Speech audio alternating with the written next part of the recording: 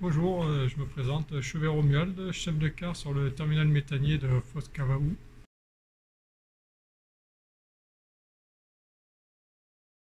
Nous sommes un site classé Cveso2 et organisme d'importance vitale.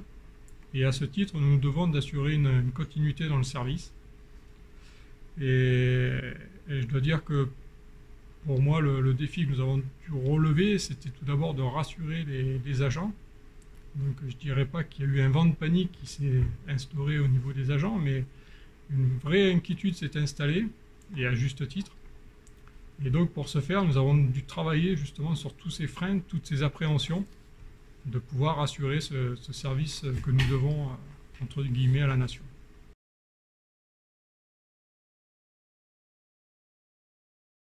Je dirais sans hésitation la force du collectif.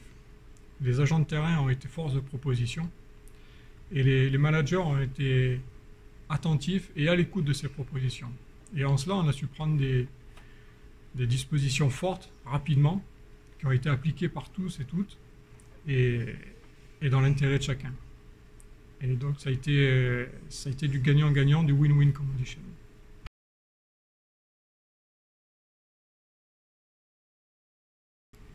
Voir un jeune chargeur, David Gomez pour ne pas le nommer, repenser l'aménagement, l'agencement du local chargement camion afin de supprimer les contacts avec les chauffeurs poids lourds, chauffeurs dont la majorité viennent d'Italie. Donc ça a été toute la chaîne logistique a été repensée et les procédures associées réécrites. Donc pour tout ce travail et cette initiative, je dis un grand bravo à David.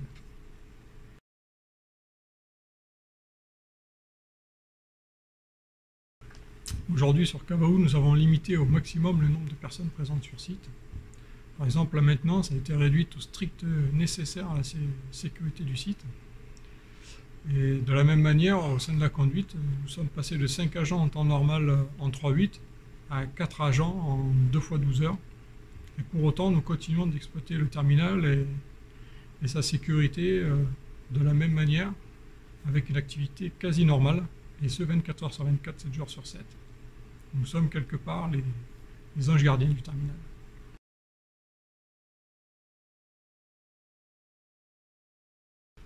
De quoi je rêve?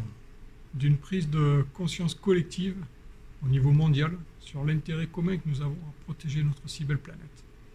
En cela, imaginer un nouveau modèle social recentré sur l'essentiel, la nature et le vivant, et beaucoup moins sur l'argent et la surconsommation. Mais en sommes-nous capables?